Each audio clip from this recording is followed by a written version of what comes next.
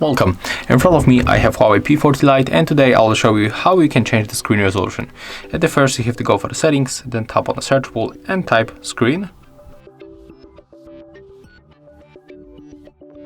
And here we can find the screen resolution. When you scroll down, is right here. It's called the smart resolution. So let's go here. Let's turn it off, and then we can easily change low and also the high resolution. Let's enter it one more time. We can also find it in the display in the brightness. So we can pick the low or the high resolution. I will stay with the highest, and that's how we can make it. Thank you guys for watching. Leave thumbs ups, comments and subscribe to our channel.